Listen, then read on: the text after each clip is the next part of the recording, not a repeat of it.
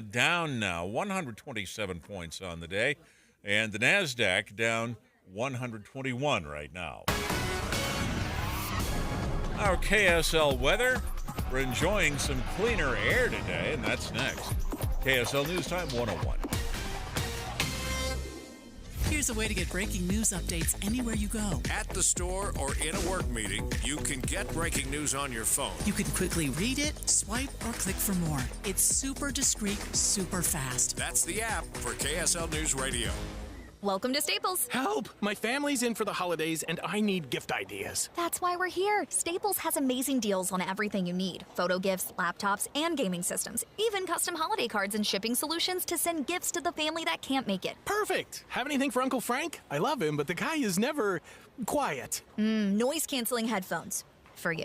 You get it. Unwrap huge holiday savings at Staples. And right now at Staples, save up to $350 on select computers. Ends 12/28, in-store only. Progressive presents Employee of the Month.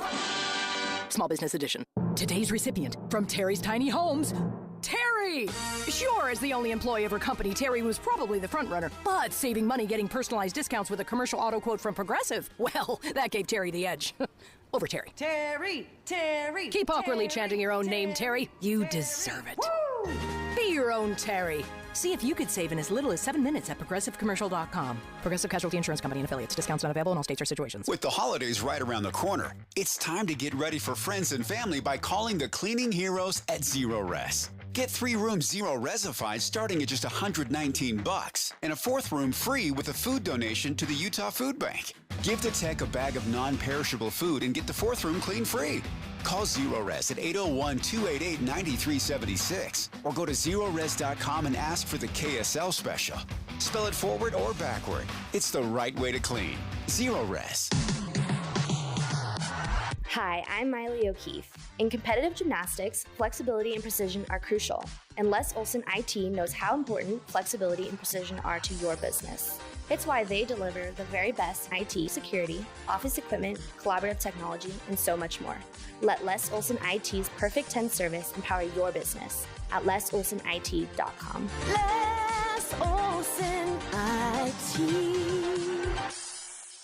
Black Friday returns at Dave's Bernina in St. George and Provo with a one-day, one-chance for bargains. Dave's Bernina Lucky Friday the 13th sale. How about a free embroidery module if you purchase a B570QE or B770QE Plus? The Bernina 1008 is only $449. Previously loved and a limit of 10 per store. The Bernina 735 is discounted and includes thousands of dollars of free accessories while supplies last. 1.9% financing for 48 months on certain machines. Doorbuster specials, $99 walking fee for the first 10 customers. 25% off Bernina accessories. Fantastic bargains on trade-in machines and Q20 quilters. Save over $1,100 on the Burnett B79 for only $1,499. Many other brand new Bernina machines with prices too low to mention. Dave's Bernina, 691 East St. George Boulevard and 2017 North 550 West in Provo. Come see the Bernina 990, the most amazing revolutionary sewing machine in the world.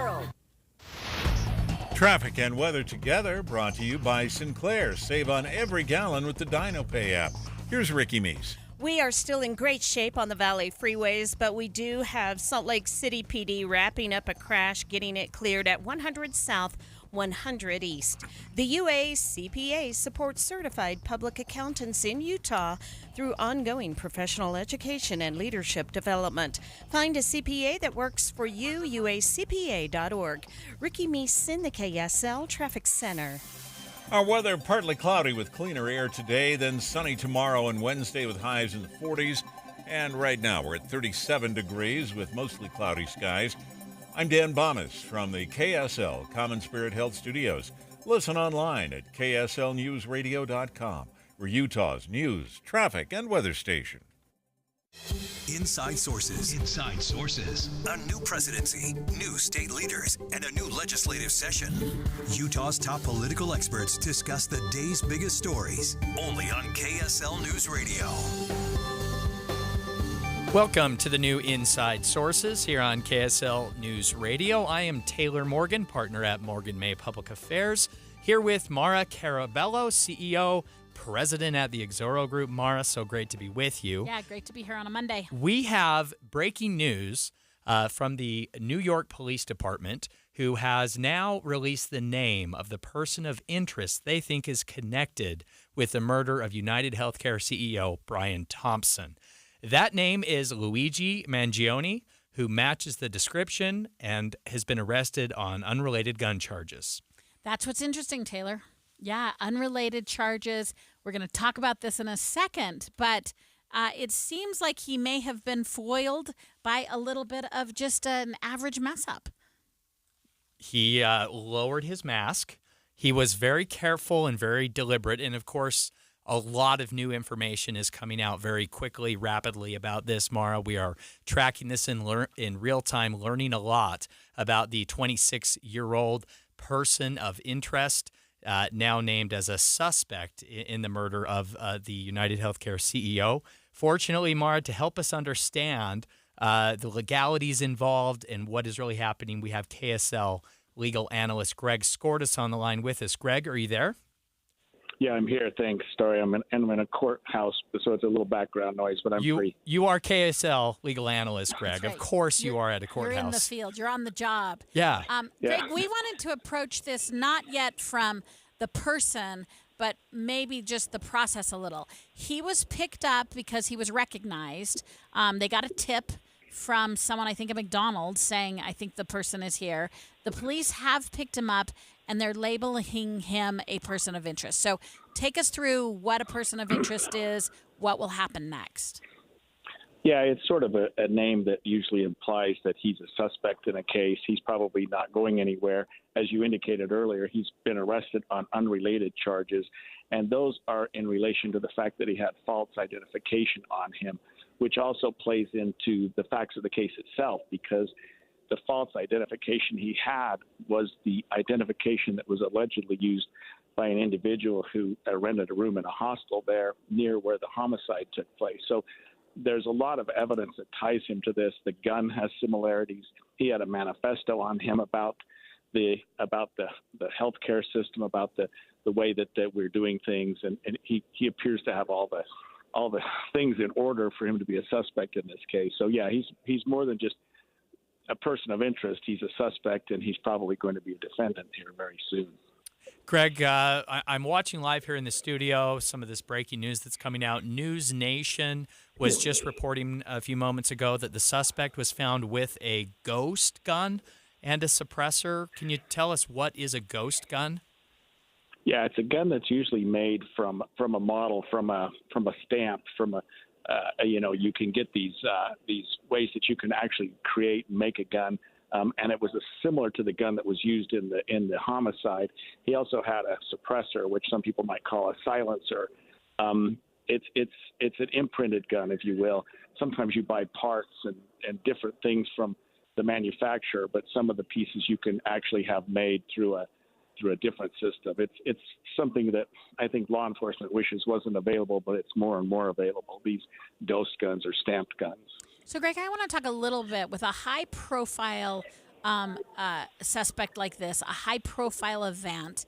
We're just seeing also breaking news is saying that the police recovered a 3-page handwritten manifesto. So I want to talk a little bit about this person of interest and how and if he will retain an attorney and also speak to the public. I mean, it seems like a key component of bringing someone to justice or trial or having their day in court becomes, like it or not in America, often becomes interaction at a public level. What will this person, if he chooses to, I'm assuming he retains an attorney or is given an attorney, and then when's the next time we would see this person in public? So he's in Altoona, Pennsylvania, and he's there on charges related to the false identification. Of course, the crime occurred in Manhattan, New York, and is being prosecuted by the district attorney there, Alvin Bragg, who coincidentally was the same person that prosecuted President-elect Trump. So we probably won't see him except if he's arraigned in the Pennsylvania courts. Then he'll be extradited to New York to face the charges there if he's, in fact, more than just a suspect and he's charged in relation to that homicide. And by all accounts, I mean, I have no idea what this man's financial situation is, but he's probably going to have a public defender appointed to him in both jurisdictions.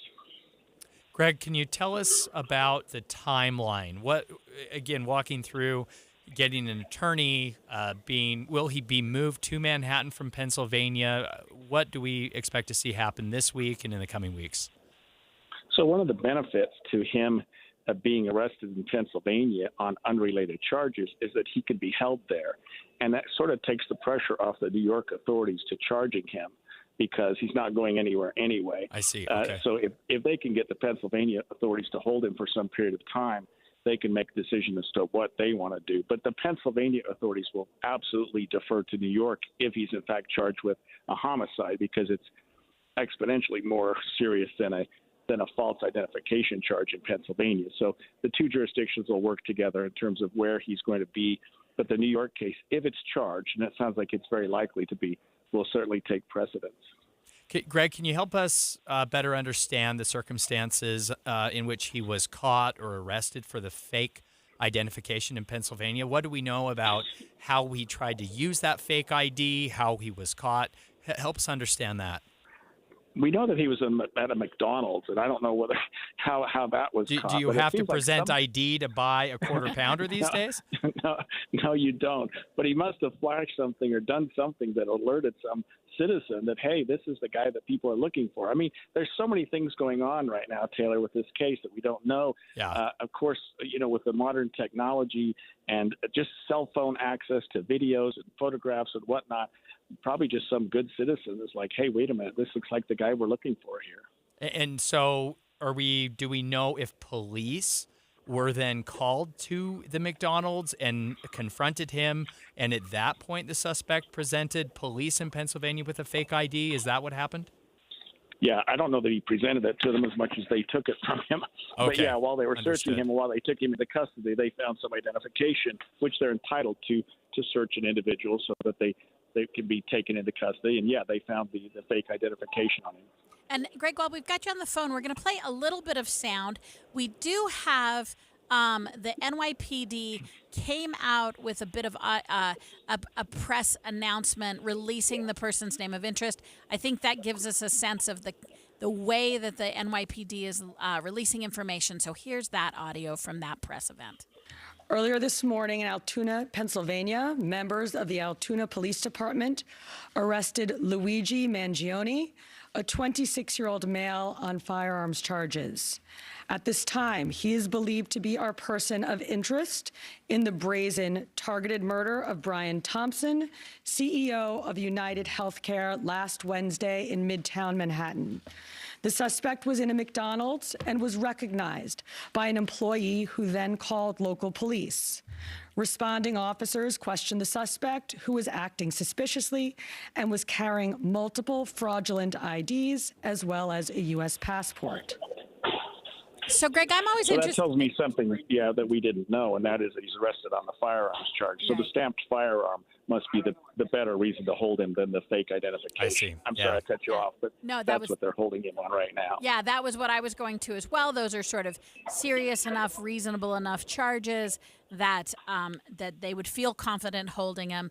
It's also interesting to me, as sort of Taylor and I both being students of public communications, they're adding adjectives, they're adding sort of descriptions of the event to strengthen the seriousness of the police department's case. So again, we have a person of interest who has been detained. Yep. Greg Skordas, KSL legal analyst, thank you so much for joining us here on Inside Sources. When we come back after the break, Mara, we are going to have a conversation about Amendment D that was on the ballot but voided from the ballot by the Utah State Supreme Court. We have a new survey, some new polling information that gives us insights into how Utah voters potentially would have voted if that had been not voided on the ballot. That's after the break. The KSL News Radio app will update you on breaking stories. A house explosion this afternoon. And you'll get exclusive audio streams from local events, breaking news, and sports. Cougars feel like they can overcome anything. All of your favorite KSL hosts are there too, so you can listen anytime. Plus traffic and weather. Download it today. The app for KSL News Radio. If you love to travel, Capital One has a rewards credit card that's perfect for you. With Venture X, earn unlimited double miles on everything you buy and turn everyday purchases into extraordinary trips. Plus, receive premium travel benefits like access to over 1,300 airport lounges where you just check in and chill out. Open up a world of possibilities with Capital One. What's in your wallet? Terms apply. Lounge access is subject to change. See CapitalOne.com for details. If you love to travel, Capital One has a rewards credit card that's perfect for you. With Venture X, earn unlimited double miles on everything you buy and turn everyday purchases into extraordinary trips. Plus, receive premium travel benefits like access to over 1,300 airport lounges where you just check in and chill out. Open up a world of possibilities with Capital One. What's in your wallet? Terms apply. Lounge access is subject to change. See CapitalOne.com for details. Hi, this is Doug Wright. The other night, Dee and I had the chance to see Beauty and the Beast, Disney's Beauty and the Beast, at Hale Center Theater. It is something you do not want to miss this holiday season. The voices delivering those beloved songs to perfection is simply wonderful. I asked Dee, what was your favorite part? And she's seen a lot of versions of Beauty and the Beast, literally around the world. She said, where do you possibly start on this? But the costumes were spectacular. She loved Belle's ensemble. With Hale Center Theater's magic, it is incredible. The staging and the special effects, the transformation from Beast to the Prince is simply masterful. Hale Center Theater, don't miss Beauty and the Beast. And give a gift of Hale Center Theater. Whether it's tickets to A Christmas Carol, gift cards make a great gift, season tickets to the 2025 season, it awaits you. Go to hct.org. It's official. KSL Sports is your official radio home of the Utah Hockey Club. When the puck hits the ice this fall, you'll hear every goal, every check, and every tension-filled moment on the KSL Sports Zone. Plus, let your voice be heard on the Utah Hockey Club Fan Forum on KSLSports.com, your exclusive home of the NHL and the Utah Hockey Club in Utah is KSL Sports and 97.5, the KSL Sports Zone. Any Hour Services can help you make sure your furnace keeps you warm this winter. Whether you need a tune-up, a repair, or a second opinion about replacing it, call Any Hour Services or visit anyhourservices.com. On the surface, it seemed like just another Cinderella story. A team that was predicted to finish dead last is now waiting to play the first round of the playoffs. But Real Salt Lake's 2021 playoff run was so much more than what happened on the pitch. Our club is burning to the ground. This is the tip of the iceberg. Making of a Moment, the RSL story, is available now. I just kind of got chills right now thinking about it. Follow us at makingamomentpod.com or wherever you get your podcasts. With the three things you need to know this hour, I'm Dan Bomas. First, New York City police have identified the person of interest they're questioning in the murder of the United Healthcare CEO. Luigi Mangione was spotted at a McDonald's in Altoona, Pennsylvania. Second, 24/7 Sports reports that quarterback Cam Rising is not expected to return to the U of U football program. And third, Alpine School District is telling teachers they'll be able to stay with their schools as the district splits into three. 37 degrees, mostly cloudy in Salt Lake City. And back to Inside Sources on KSL News Radio. Inside Sources. Inside Sources on KSL News Radio. Welcome back to Inside Sources. I am Mara Carabello. I'm here today with Taylor Morgan. Taylor, one of the hottest issues for our ballot, and then not for our ballot to vote, was what was called Amendment D. This was an amendment that the legislature, the legislative leadership proposed, and it would have altered our ballot initiative laws. But along the way, the Supreme Court ruled that it could not be heard, that the language for the ballot was deceptive and misleading. That was the viewpoint of our Supreme Court. And so what we all saw is on our ballot, there was Amendment D, but the votes were never counted on that issue. Right. Well, since then, some more work has been done by BYU students in what we're going to call a poll. And in fairness, I mean, off the air, you and I, so those of you who have listened to us a lot know that one thing that Taylor and I share in common is that we are polling and research geeks. We love it. Absolutely. Yes. And there are many different kinds of polls. This particular one is actually done by a student at BYU. It's probably a little more of an exit poll, and it's probably closer in our language to some research. Yeah. We don't know exactly the statistical validity, but we do know it was in the thousands that were asked this question. They divided 6,542 voters into 3 different groups, and they were each asked a version of the answer, and we'll get to that in a minute. Yeah. But it was a great way post a study.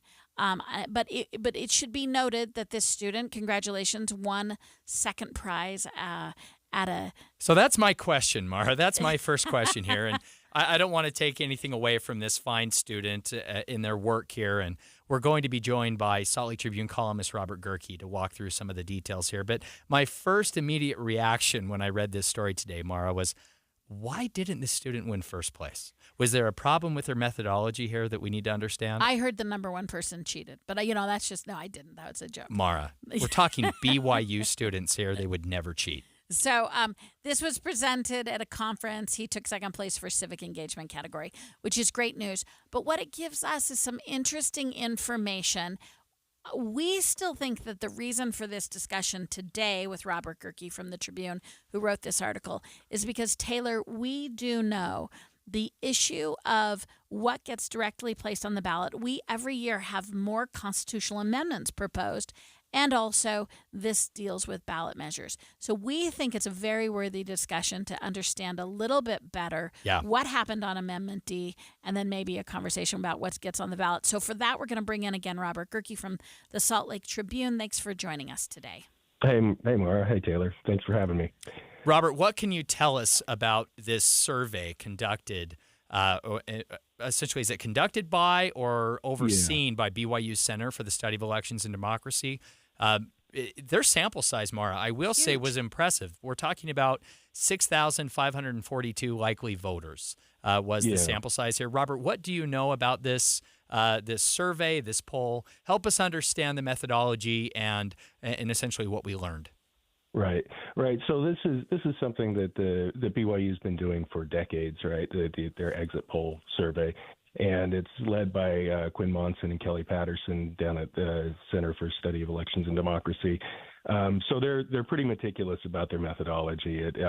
But it is a huge sample too, and they took it. A lot of the people, they did it from October 28th to November 5th. So some of the people had already voted. Some of them were going to vote. So we can't say that these are all people who voted. Okay. But a large portion of them did. And that's why we didn't call it an exit poll, because maybe some of the people ended up not voting. Okay. But yeah, they divided this huge sample, massive sample, into 3 groups.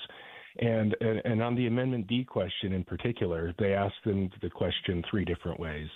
And one of the ways was a straightforward version of the question that, asked people if they wanted the Constitution amended so the legislature would have the power to repeal or amend ballot initiatives. And on that one, 79% said no, they don't. They oppose that. But then they asked them the question as it was written by Speaker Schultz and President Adams for the ballot, the one that actually showed up on all the voters' ballots. And it had do you want to strengthen the initiative process by clarifying the roles of the legislature and the citizens, and also ban foreign money and give more time for referendum and initiative signature gathering. And that was the language that the Utah Supreme Court unanimously said was misleading and deceptive and would lead voters to cast their votes in the opposite way that they intended. And the survey kind of bore that out. I mean, it said 40%. So, half as many people opposed that wording or that verbiage as the straightforward one that just said, here's what the initiative does. And so, when I talked to Quinn Monson, who worked with this student on this project, he was the faculty advisor for this project. He said, it shows that the Supreme Court did the right thing in striking this, because it would have it had the high potential, I guess, to deceive voters. Now, obviously, there were campaigns that would have been run for and against this that never materialized because the Supreme Court had already intervened, and so maybe with voter education, the numbers would have been different.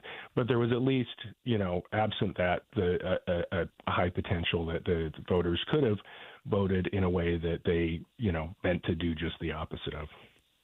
So, okay, Robert, I'm going to jump right into the question I wanted to ask you. You have been on the Hill for so long. You know the legislative moods and how the body works better than anybody. So you read this. How does the legislative leaders, who we know are looking at this issue, and we know they were, let's just say, not happy with the Supreme Court's decision, how do they respond to? I see this as data, right? I see this as actual analysis and confirmation of the Supreme Court's decision. That's how I would read it. What do you think legislative leadership's reaction is going to be? Yeah, well, I got a comment from Senate President Stuart Adams, who said, he thinks that if people had been given more time to understand what the initiative did and why it was needed, that more people would have supported it than just the 60% who did.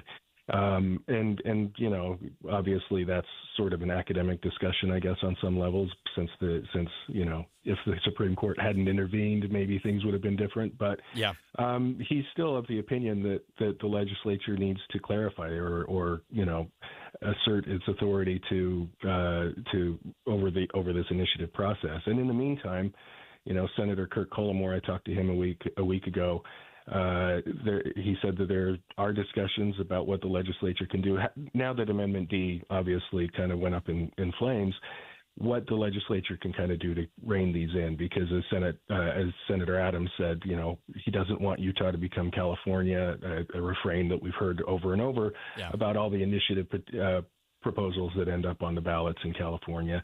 And now, obviously in Utah, we've had 7 initiatives pass in over 100 years that the right has been in existence, and 3 of them all passed in 2018. But, they are concerned that the Supreme Court's ruling that says the legislature has to give some deference to these initiative measures that alter a reform government is going to lead to an influx of outside money pushing initiatives. So I anticipate that there will be a lot of action on this issue when the legislature convenes in January. We're speaking with Salt Lake Tribune columnist Robert Gerke about his story that posted today regarding new polling information, a new study coming out of BYU about voters' attitudes regarding Amendment D. Robert, in the less than a minute or so we have left here, do you have any specific examples that you're hearing from legislative leaders, specific ways that they may try to further enshrine their power to amend or alter initiatives this session?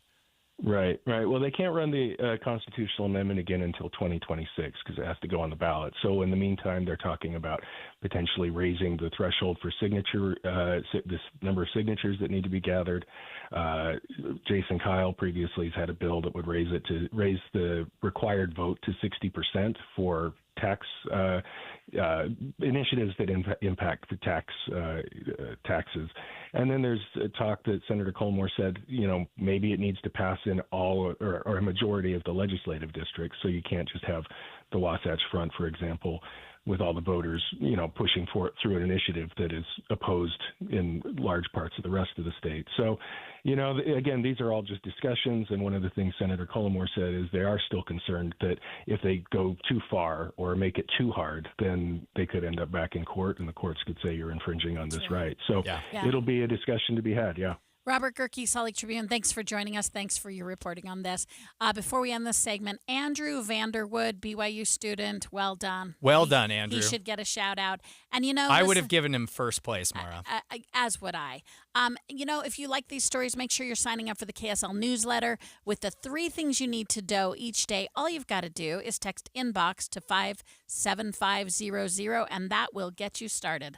Yep, coming up right here on KSL Inside Sources after the break, we'll be joined by Utah Olympic Committee Fraser Bullock to talk all about the 2034 Olympics. That's after the break.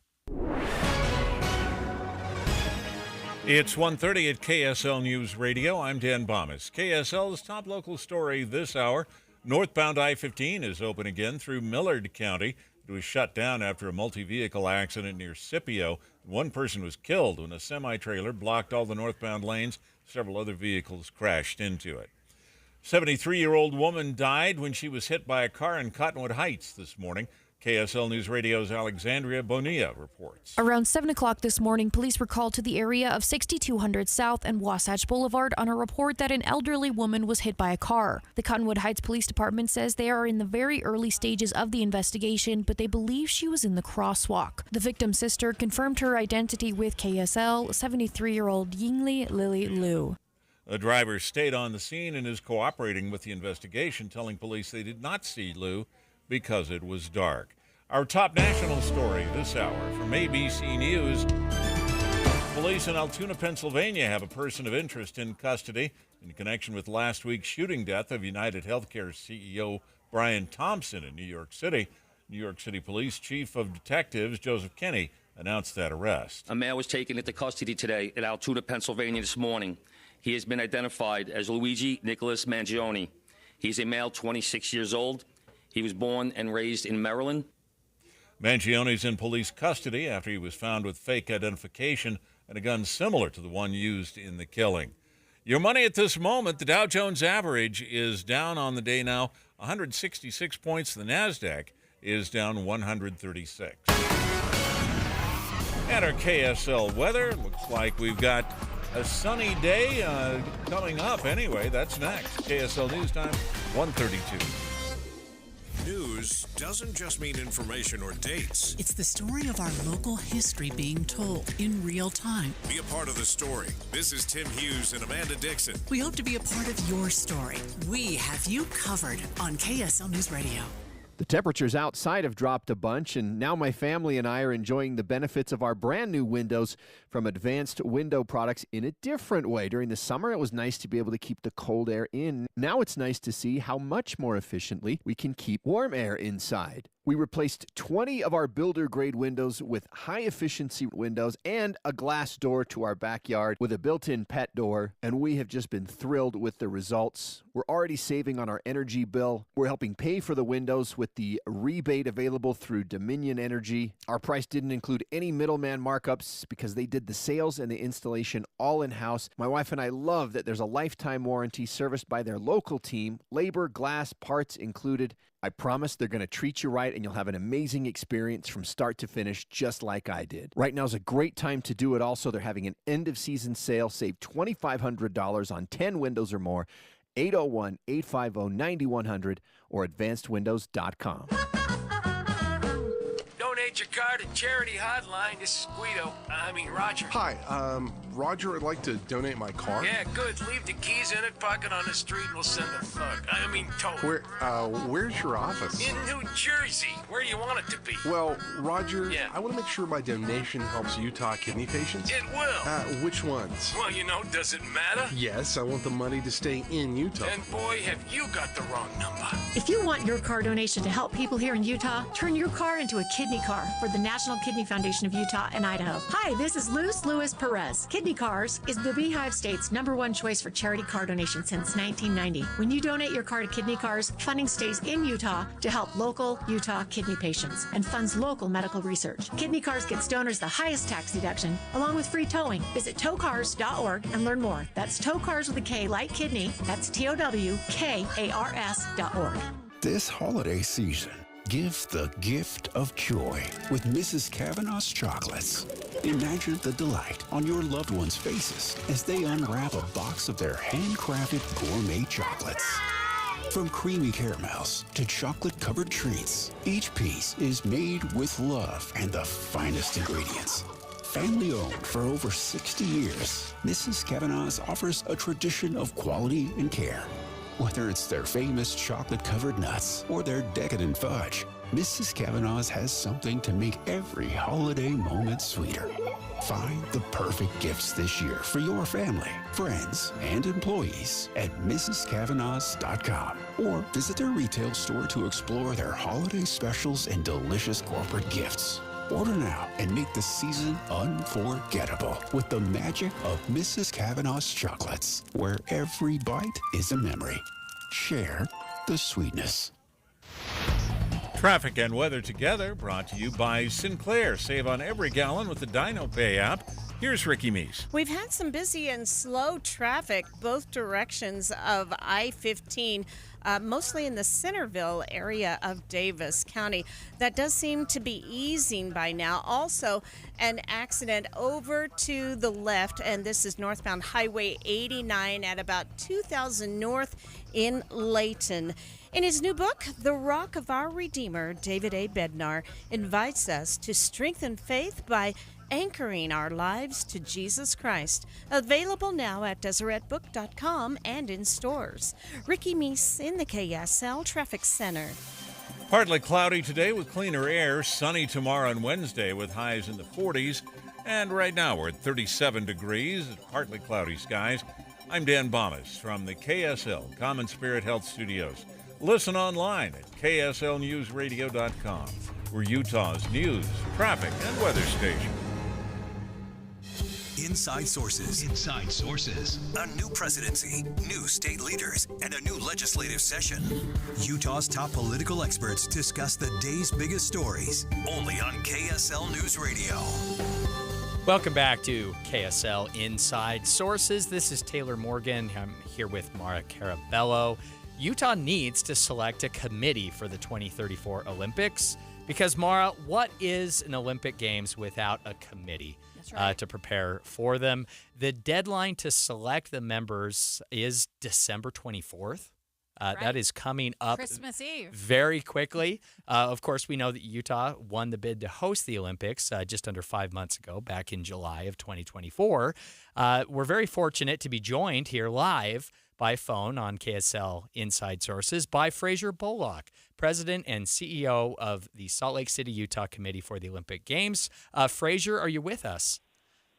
I am delighted to be with you. Tell us, please, about the committee. How is that selection process going? Why is this committee so important to preparing for the next Olympic Games in 2034? Well, this committee will oversee the preparation of every aspect of the games, including all the operations, including interfacing with our various communities. So we need to get it right. It needs to be done very thoughtfully, which we've been doing for the last 4 months.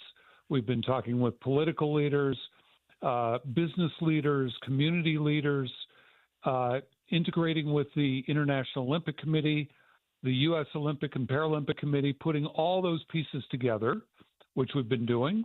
It's about done. We're just, in fact, this afternoon we have one last call to tweak a little bit relative to our agreements that we have in place, the bylaws, et cetera, to form this organization. So we're almost there. Then we submit that jointly with the U.S. Olympic and Paralympic Committee. We submit it to the International Olympic Committee this week. And then we wait for their approval. And once we have their approval, then we can be off and running. So I know, Fraser, I know you can't tell us names. We're not asking for names, but give us a little. I want names. Well, if you choose. But how many sit on this committee? And, you know, you're seasoned at this. You have a rare seat in which this is your second time around. What are you looking for? What sort of folks will end up representing the Utah Olympics? First of all, we have athlete representation. Per the charter documents, we have to have 33% of the members of the committee are athletes. And some need to be what we call recent athletes, which means they've competed within the last 10 years in Olympic Games. And we're so fortunate in Utah. We have so many great athletes, and these will be from the Olympic and Paralympic Games. Then we want people with really good business skills, because this overall is a $2.83 billion undertaking. So we have to make sure we at least break even or better. We want people with prior Olympic experience. We want people that represent various aspects of Utah, and we're seeking for gender balance so that we have that representation as well. And as we had in 2002, we had about 50 people that were on what was called the Board of Trustees. 30 people were members of the Board of Trustees, but didn't have a vote per se on board activities. About 20 people had those votes back in 2002. We'll have a similar structure because we want to have broad participation, but at the same time, we want to have a smaller group that will do the votes of the business of the organizing committee. Yeah, Fraser, what can you tell us about plans for getting the broader Utah community involved in preparing for the Olympics? Of course, we know that we're 9 years out, yet there is a real legitimate groundswell of enthusiasm for the Olympics coming back here in Utah. Of course, we know, and you would know better than anyone, that in 2002, one of the reasons the Olympics were so successful here is because of really the investment by Utahns and the volunteerism and kind of community investment here. At what point will you begin to engage the broader population in preparing for the Olympics? Well, the games, even though they're a little over 9 years out, is such a massive opportunity to engage Utah in so many good ways. One of the projects we have is called Project 29, which means engaging all 29 counties of in the state of Utah to feel part of the games, and not waiting until 2034 to make that happen, but starting next year.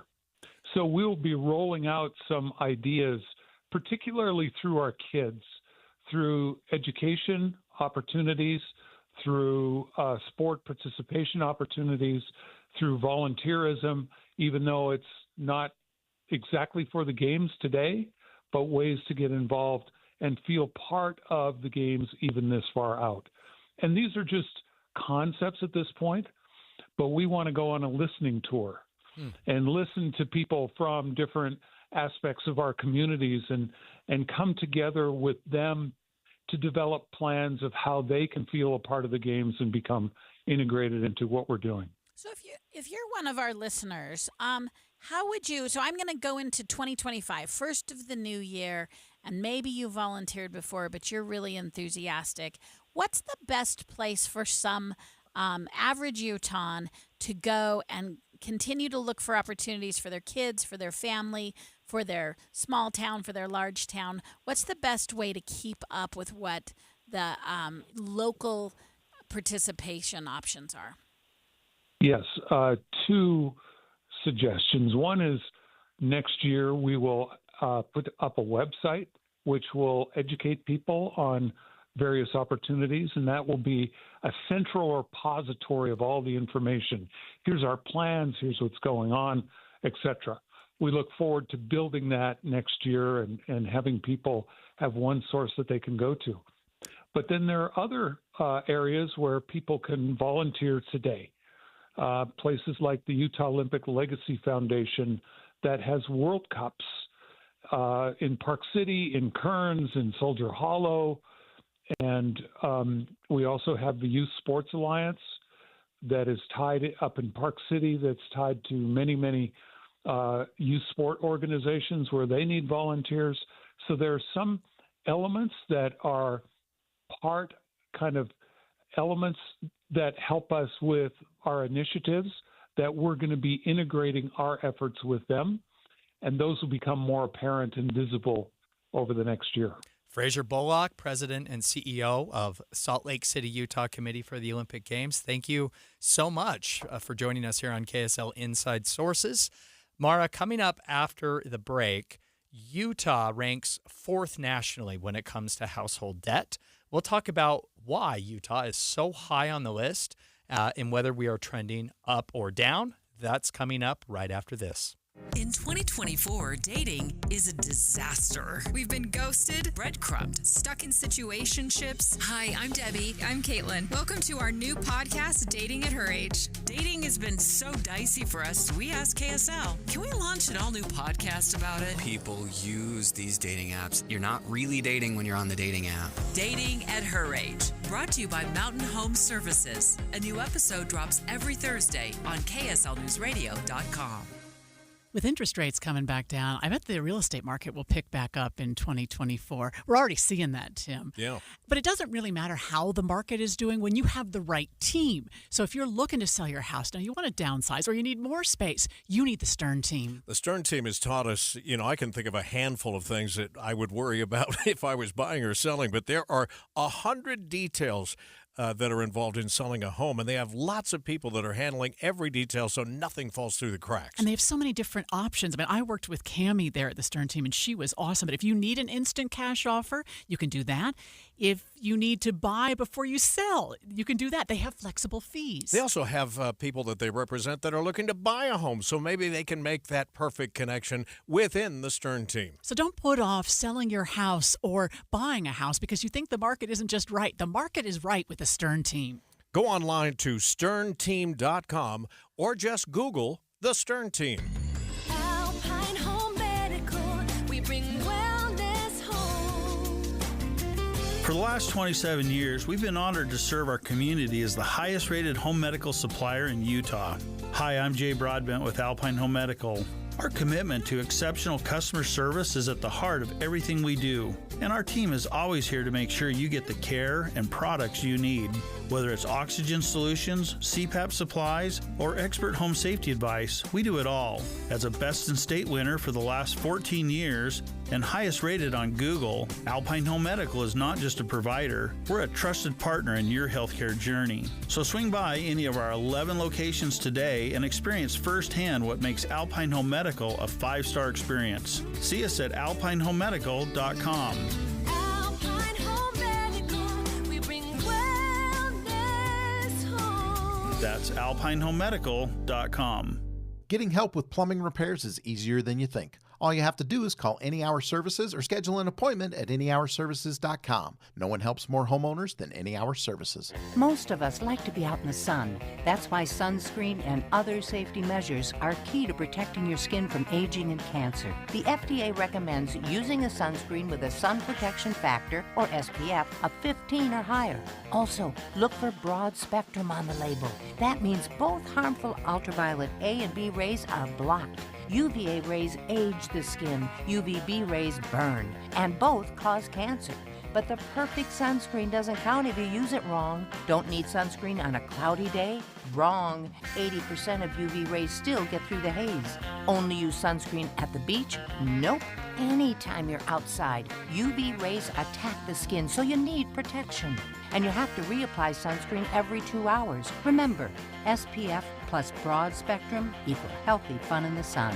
Visit www.fda.gov/sunscreen for more information. A message from the U.S. Food and Drug Administration. How does a soccer club born in an unlikely place, Utah? You sure you want to do that in Utah? built with players no one else wanted, We knew no one believed in us. reach the league's highest heights? We finally did it. It was like just this feeling of getting to the top of the mountain. How does that same team find a way to shatter expectations in the midst of a fight for its own survival? Our club is burning to the ground as we speak. I'm Amy Donaldson, and in a new podcast, Making of a Moment, the RSL story, we take a closer look at one of those iconic sports moments Soccer is a crazy game, and we saw it firsthand tonight. and unravel how knowing the truth of these moments can transform what they mean. I just kind of got chills right now thinking about it. Making of a Moment, the RSL story, is available now. Follow us at makingamomentpod.com or wherever you get your podcasts. With the 3 things you need to know this hour, I'm Dan Bomas. First, New York City police say a person of interest in the murder of United Healthcare's CEO is in custody now and being questioned in Pennsylvania. Second, a woman was killed in an early morning auto pedestrian accident in Cottonwood Heights. Third, one person died in a multi-vehicle accident near Scipio this morning. Northbound I-15 was closed for several hours, but it's open again now. 37 degrees, partly cloudy in Salt Lake City. And back to Inside Sources on KSL News Radio. Inside Sources on KSL News Radio. Welcome to Inside Sources. I'm Mara Carabello. I'm here with Taylor Morgan. And Taylor, Utah ranks 4th in the nation 4th in the nation for debt. I was getting excited there for a minute, Mara. This is not a rating we're about... seeking. Okay. Here are the top 5 states who have accumulated the most household debt: Hawaii, California, Colorado, Utah, and Washington. We average $236,000 of debt. Hopefully that per includes household. Mortgages, Mara. It does and we're include, not just talking about credit card or student loan debt. I hope that's the truth, because and maybe that's the answer to the question. When you look at the list, Hawaii, California, Colorado, Utah, and ask what they all have in common, I would answer, well, I think they all have pretty aggressively high housing prices. Yeah.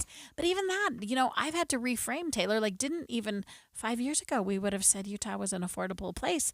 Is that not true anymore? And does this debt say it's not? So if you're wondering where we're getting this ranking, it's from Wallet Hub.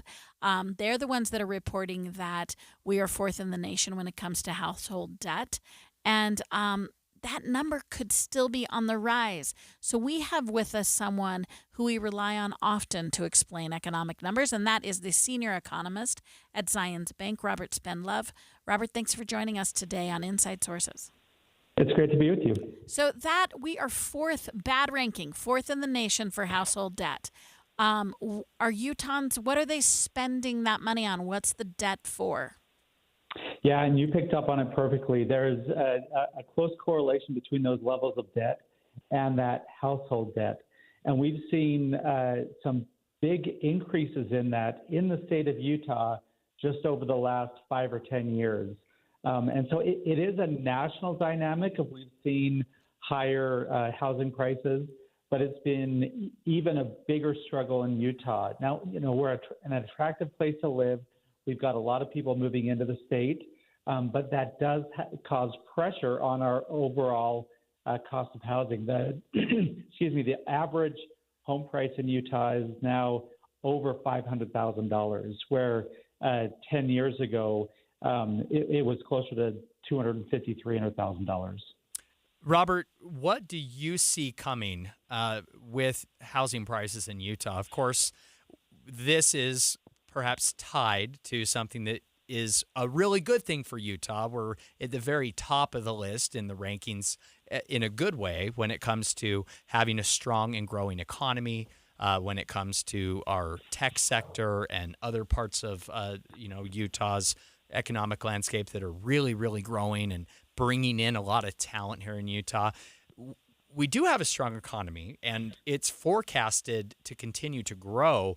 Does that mean housing prices in Utah are only going to continue to go up, and that means our household debt will continue to grow?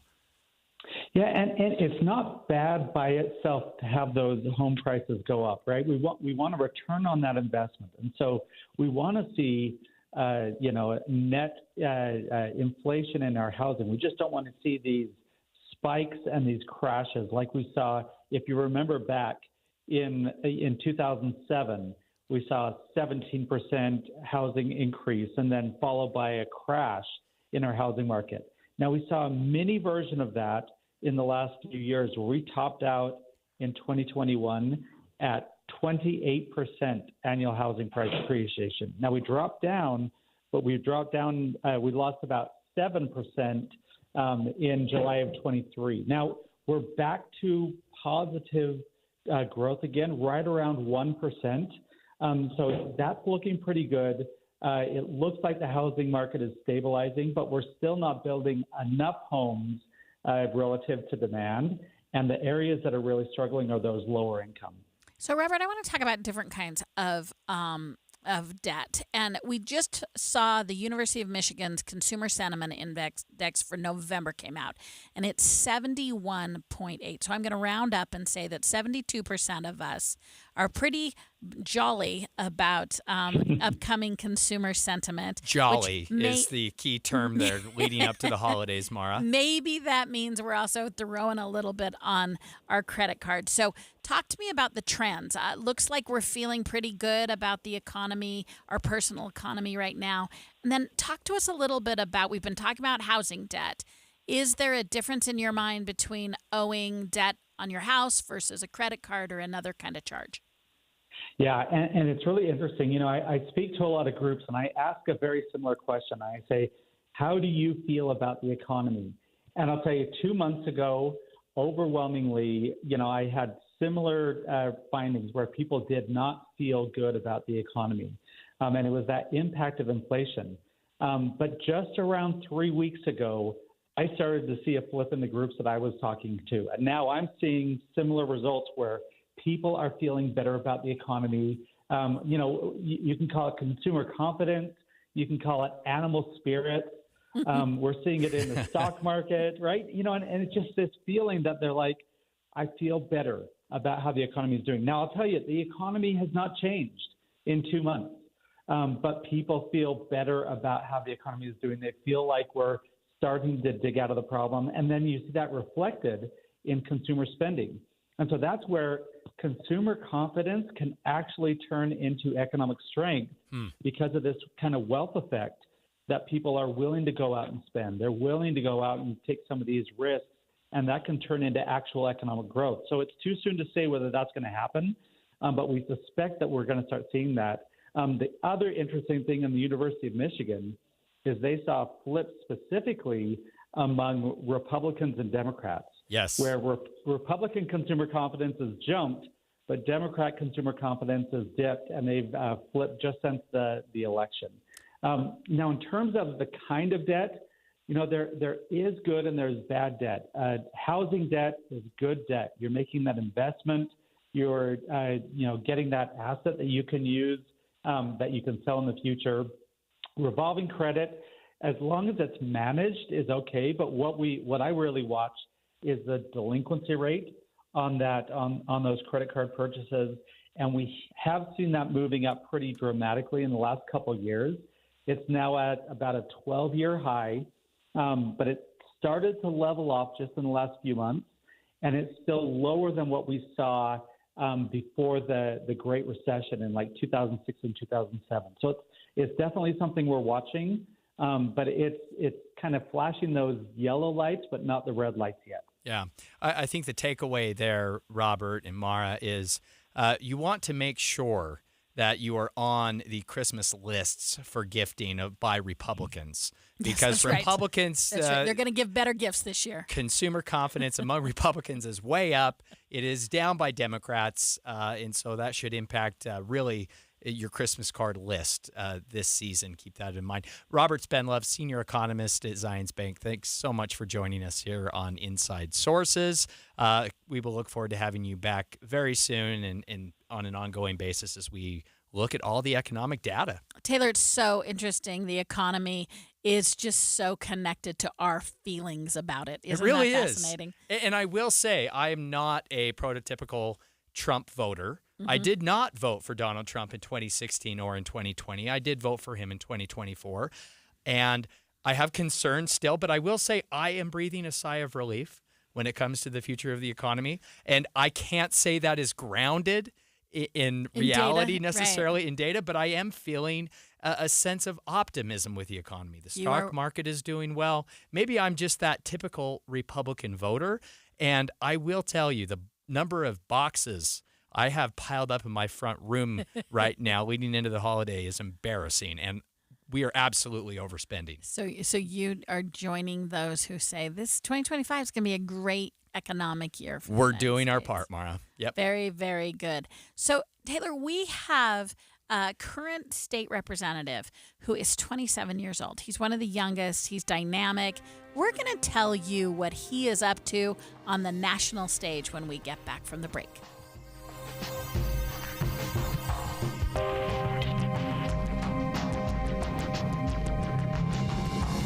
KSL FM Midvale. KSL Salt Lake City. From the KSL Common Spirit Health Studios, this is KSL News Radio. Utah's news, traffic, and weather station. It's 2 o'clock at KSL News Radio. I'm Dan Bomas. KSL's top story this hour. A woman was killed in an auto pedestrian accident in Cottonwood Heights this morning. Police say 72-year-old Yingli Lily Liu was hit by a driver near 6200 South and Wasatch Boulevard. This happened around 7 a.m. Investigators say the driver apparently didn't see her in the dark.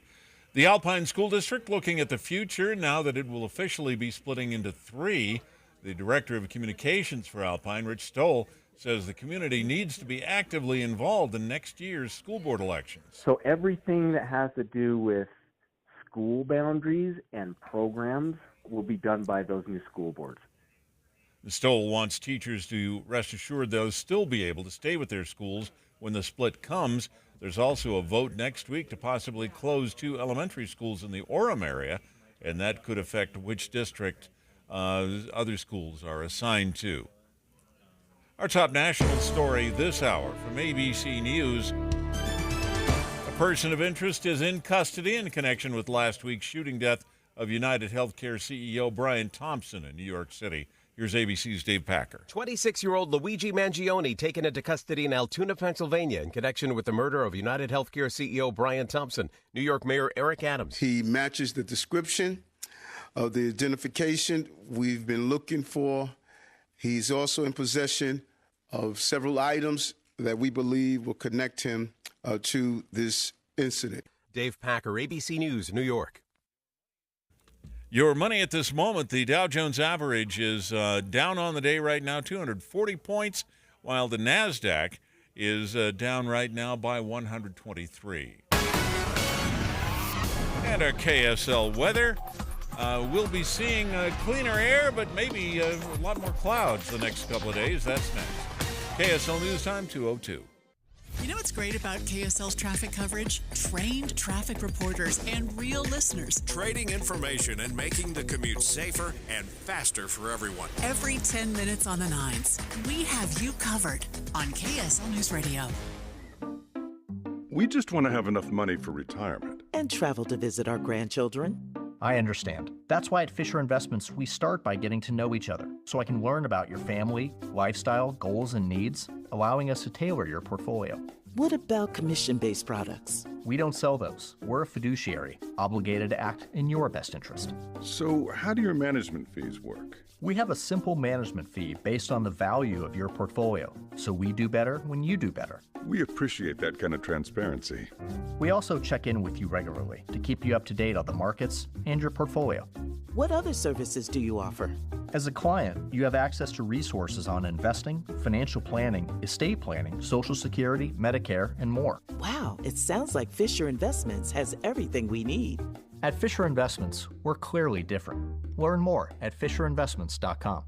Investing in securities involves the risk of loss.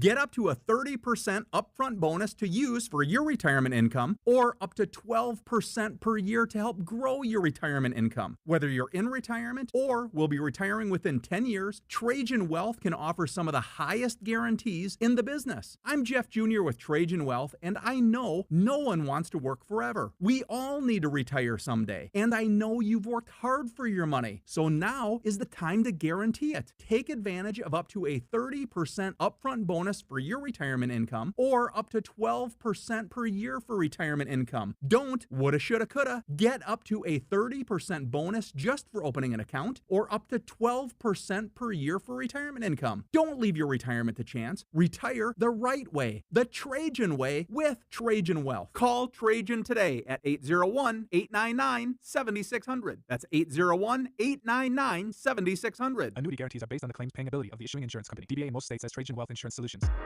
Dave and Debbie. It's impossible to digest and consume all of the news that's now coming at us through either social media or through web pages or through the radio. Pick what is most impactful in your life and focus on that. And that's what Dave and I do every single morning. We pick those issues that are most important to our listeners and we boil it down so it's digestible. It's simple to understand. I think we're trying to find the essence of the story. You know, you can't be an expert on all things, but that doesn't mean you can't be curious and really find out more and educate yourself and learn the complexities of an issue. But I think all of us start at ground zero on everything. Ask questions, show that curiosity. And then if you need more research, you can always go to KSLNewsRadio.com and learn more. Listen for Dave and Dejanovic 9 to noon on KSL News Radio. Traffic and weather together brought to you by Sinclair. Save on every gallon with the DinoPay app. And here's Ricky Meese. We have an accident southbound I-15 in Centerville, about 2100 north. It is out of traffic over to the right shoulder, and the final cleanup of the crash in Layton northbound on Highway 89 over to the left. Teens can get up to $200 with a Teen Learn and Earn account, plus continue earning rewards as they master the essentials of finance.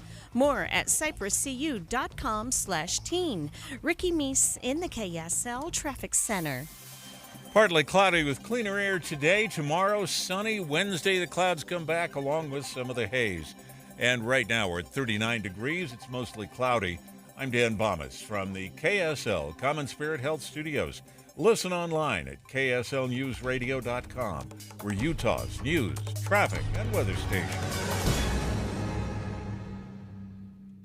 Inside Sources. Inside Sources. A new presidency, new state leaders, and a new legislative session. Utah's top political experts discuss the day's biggest stories. Only on KSL News Radio. Welcome to this second hour of the new Inside Sources here on KSL News Radio. I am Taylor Morgan, partner at local consulting firm Morgan May Public Affairs, alongside Mara Carabello, president at the Exoro Group. Mara, before we get into this next segment, we're going to be talking about one of Utah's up-and-coming lawmakers, our youngest member of the Utah House. Before we get into this conversation, Mara, I just want to reflect a little bit upon some of the time you and I have had here co-hosting on KSL News Radio. It's been almost 3 years, Mara. Isn't that crazy? We've had a lot of good conversations. We've had a few heated debates, always walked away friends and colleagues from all of those conversations. Mara, one of the things that you and I really dive into is the Utah legislature. That's right. And some of the personalities involved upon Utah's Capitol Hill, some of the history there, and certainly we predict what could or couldn't happen. This segment is, I think, really fascinating. Perhaps if you look at this lawmaker, we're talking about the state's youngest lawmaker, Representative Tyler Clancy from Provo. If you look at Representative Clancy on paper, you might get a very different sense of who he may be in the legislature. You might be surprised if you actually interacted with him personally. It's true. You know, I find him a classic because he is just someone who follows his own path. Let's give you some of his bio. And Representative Clancy, you're going to hear about this. Our listeners should know we have not sanctioned this. We have not run this past him. He's 27 years old. He is recently made detective, which congratulations on that, Representative Clancy, made detective from the Provo Police Department. I love this because we do need more working folks. Yes. I mean, we have amazing legislators, but often what goes along with being able to be a legislator is sometimes you're older, sometimes you maybe own your own business.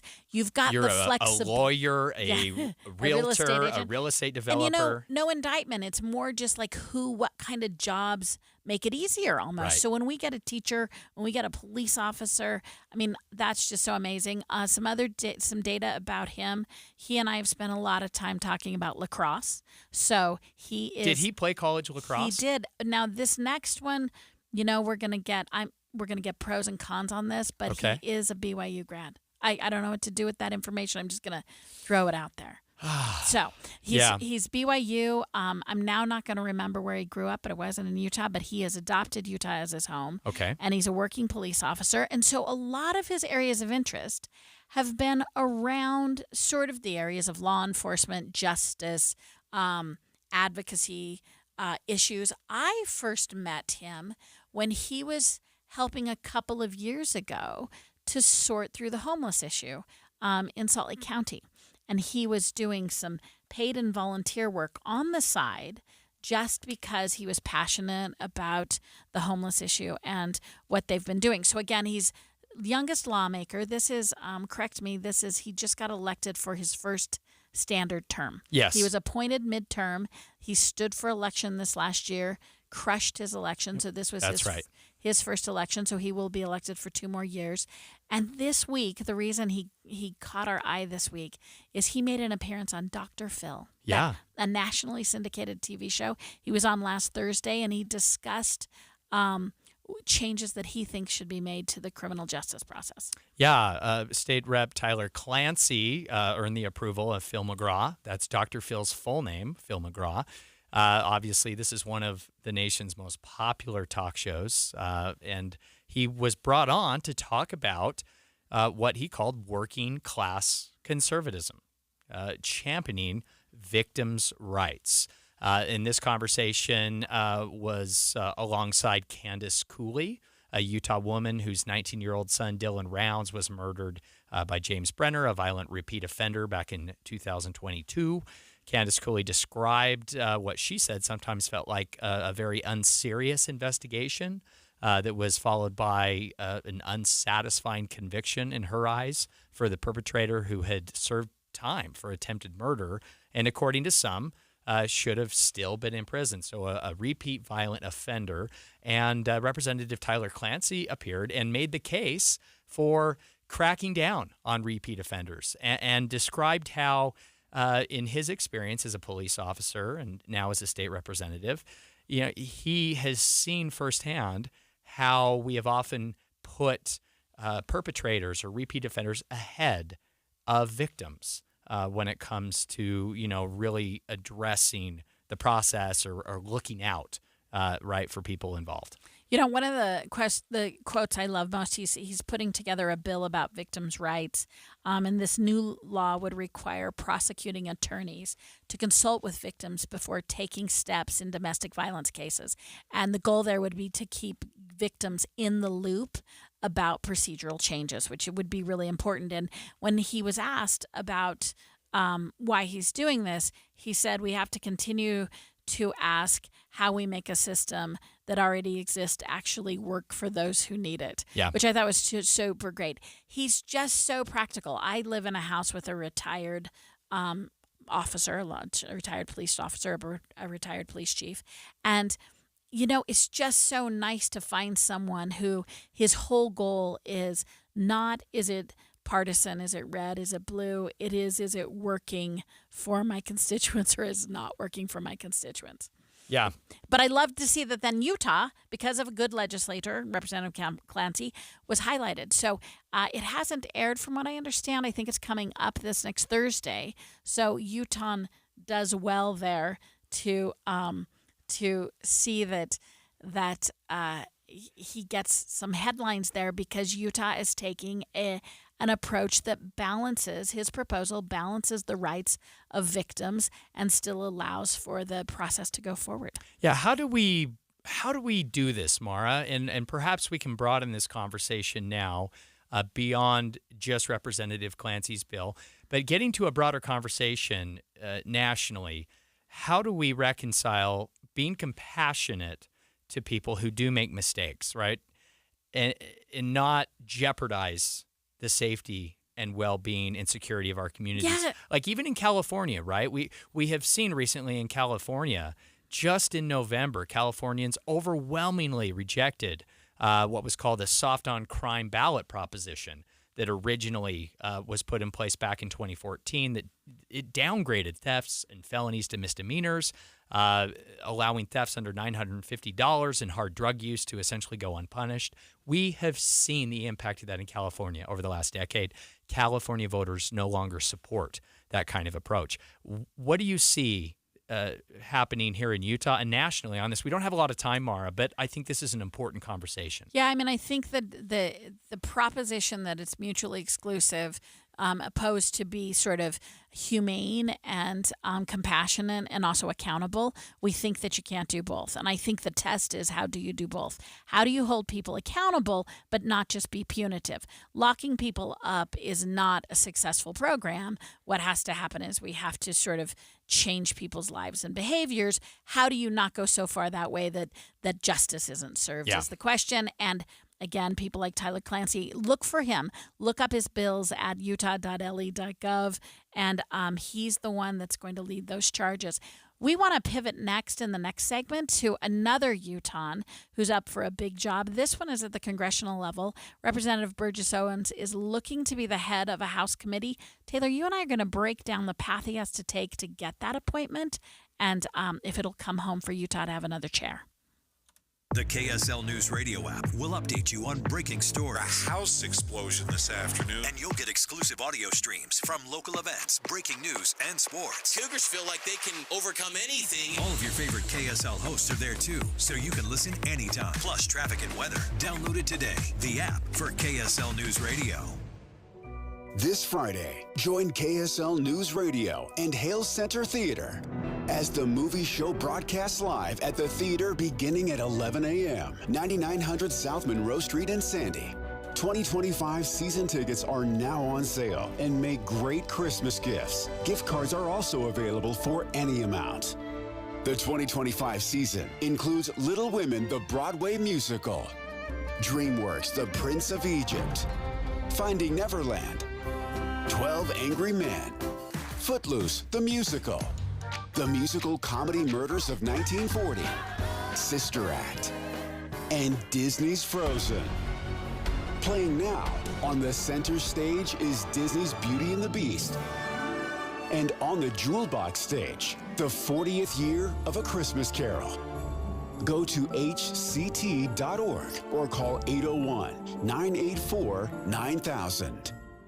The holidays are a magical time to get engaged. At Shane Company, we're here to help you create your dream engagement ring in just 3 easy steps. Choose a setting that speaks to your style. Compare diamonds and colorful gemstones in all shapes and sizes. Then personalize it with a decorative crown and special engraving. Or choose a perfectly preset ring that's ready to go. At Shane Company, you'll find everyday competitive prices, a no-pressure environment, and an unmatched free lifetime warranty. Shane Company, your friend and jeweler. Black Friday returns at Dave's Bernina in St. George and Provo with a one-day, one chance for bargains. Dave's Bernina Lucky Friday the 13th sale. How about a free embroidery module if you purchase a B570QE or B770QE Plus? The Bernina 1008 is only $449. Previously loved and a limit of 10 per store. The Bernina 735 is discounted and includes thousands of dollars of free accessories while supplies last. 1.9% financing for 48 months on certain machines. Doorbuster specials, $99 walking fee for the first 10 customers. 25% off Bernina accessories. Fantastic bargains on trade-in machines and Q20 quilters. Save over $1,100 on the Burnett B79 for only $1,499. Many other brand new Bernina machines with prices too low to mention. Dave's Bernina, 691 East St. George Boulevard and 2017 North 550 West in Provo. Come see the Bernina 990, the most amazing revolutionary sewing machine in the world.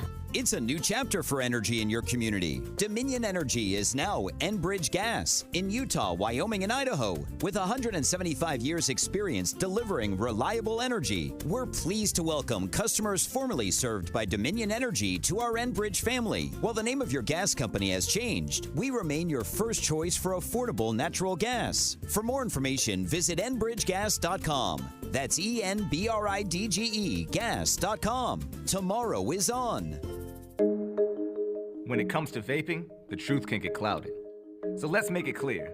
Vaping is not safe for kids, teens, or young adults. It's just not. Because vaping can put microscopic particles into your lungs. And dangerous things like metals and volatile organic compounds into your body. And nicotine, the same highly addictive substance found in regular cigarettes. Nicotine can harm a person's brain development through their mid-20s.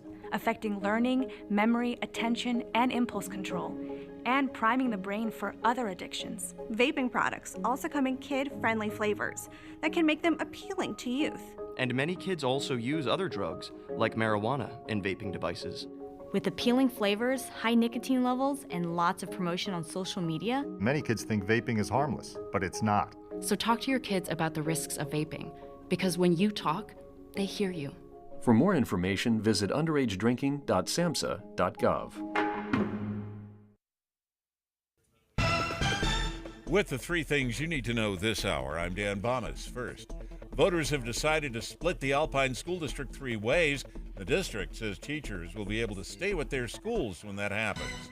Second, police say fake ID and a gun connect Luigi Mangione to the murder of United Healthcare's CEO. Mangione was arrested today in Pennsylvania. And third, firefighters say you need to keep that Christmas tree from drying out and turn off the lights at night. 39 degrees, mostly cloudy in Salt Lake City. And back to Inside Sources on KSL News Radio. Inside Sources. Inside Sources on KSL News Radio. Welcome back to Inside Sources. I'm Mara Carabello here with Taylor Morgan. And Taylor, you know, one of the reputations that Utah has that I am Careful, Mara. No, I'm so proud of is for a small western state. We've always punched above our weight. I love when that it term. comes to committee chairs in the U.S. House and Senate. We've had Orrin Hatches. We've had just venerable statesmen who have had undue influence. Undue meaning we've got 5 electoral votes. We're a small western state. And it looks like we're the best western state, we're the Mara. best We're not western state. We're not. Would you really say we're small? I would. Relatively? I would. I sure would. Okay. We've got 5 electoral votes. I mean, you know, good for us. Good for us. And we're going to have more. We're not small where it counts, Mara. We're not. And one of the ways is we have undue influence. We have seniority, usually because we don't turn people over very much in our elections. But hey, glass half full, we usually have had really good, well-positioned representatives. And it looks like going into the Trump administration, which doesn't necessarily have anything to do with committee chairs, but we know that the Republicans won the House of Representatives. They won the U.S. Senate. So this is all of our U.S. and congressional members. What we do know is Mike Lee has ranking seniority and will chair the Senate Energy and Natural Resources Committee. Big deal for Utah. That is a big deal. Because that's public lands, that's energy. We also know that Blake Moore will be co-chairing a caucus on government efficiency. So he will be working with Elon Musk and Vivek Ramaswamy on their efficiencies. I will just say I still find it very ironic that it takes 2 people to run the Energy Efficiency Committee where it takes 1 to run the rest. But hey, nonetheless, so we're well positioned to work on that committee. And we're just hearing news, and this is, Taylor, what the segment we're going to deep dive on a little bit is our own Burgess Owens is vying right now to head the House Committee on Education and Workforce, another really interesting committee that will impact. Remember, this committee may work in conjunction with Donald Trump's if she gets appointed, if she passes. Yeah. Donald Trump has proposed Linda McMahon, who's a professional wrestling magnate. He's proposed her for the Department of Education. During the campaign, Donald Trump said a lot about what he wants to do with education. So again, if you look to the House, we're talking about the House's Committee on Education and Workforce. 2 folks are up for this appointment. One is Burgess Owens from Utah. One is Tim Walberg, who is a representative from Michigan. Yes, and we know that Tim Walberg has already attempted unsuccessfully 2 years ago to become chairman of the House Education Committee. He is the son of a teacher, a unionized steelworker. He was first elected to the House in 2006, now represents a deep red southern Michigan district with a sizable population of working class, blue collar, formerly Democratic voters, now more Trump voters, a very interesting demographic there in his Michigan district. He has promised to focus on workforce development, Mara, really promoting apprenticeship programs, allowing Pell Grants to cover the cost of short-term vocational training programs, not just college tuition. To me, Mara, this is so interesting because this battle, perhaps at the federal level, that we're going to see play out in Congress over what we prioritize in higher education funding, this, I think, is also going to play out in our own Utah legislature. We know there is going to be a battle, a political fight, if you will, pitting vocational job training versus kind of, I don't know how to describe it, but university college education, right? We're talking about art history in addition to just your degree requirements. We're talking about the broader university programming versus more targeted, focused, short-term job vocational training. This is a political battle that will take the shape in Congress and on the Hill here in Utah in the next session. It is interesting that the Education Committee has been the forefront, the epicenter of some of our most divisive social political debates now. Yeah. Right? Why do you think that is? Well, I think whenever you talk about kids, whenever you talk about points of view, what's being taught, it's always a worry for folks or a defense of folks. If you speak in the political vernacular, there's been a pushback against diversity initiatives, what the far right would call woke agendas, what's being taught. There's been a defense. There is a defense of 4-year degrees. And then also some of it is really practical. And I hope Utah focuses on the more practical.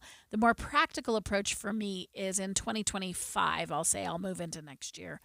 There's a case to be made for so many different kinds of jobs, so many different kinds of learning.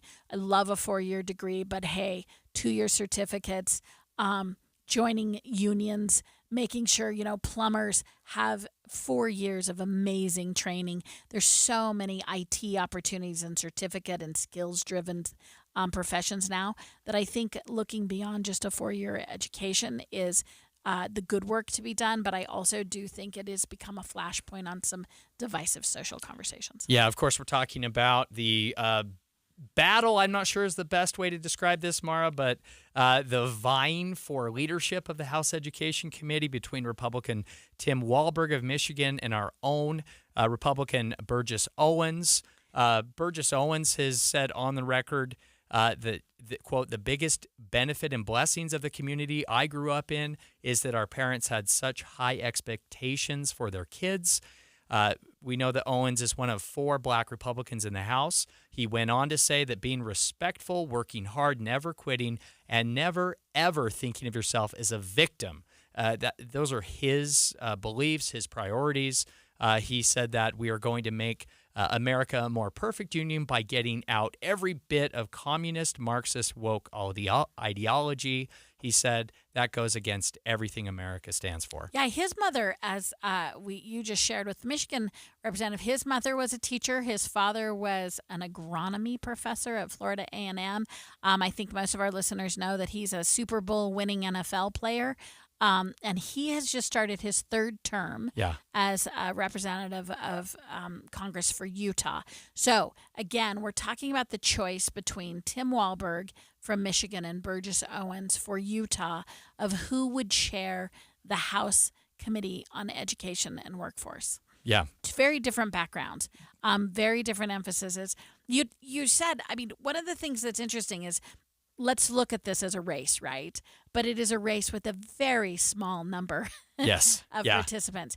You and I have both worked with legislative bodies, and the politic that goes on in getting passed through your leadership and passed through your committee members is so interesting because it's a series of one-on-one conversations about who and how you're going to guide this committee, who represents what subtle point of view. Because you're choosing between 2 conservatives, right? Yeah, well, not just 2 conservatives, but when it comes to education, we're talking about 2 candidates vying to lead the House Education Committee that are probably at the very far end of the right spectrum when it comes to these issues. Different shades of very, very deep red there.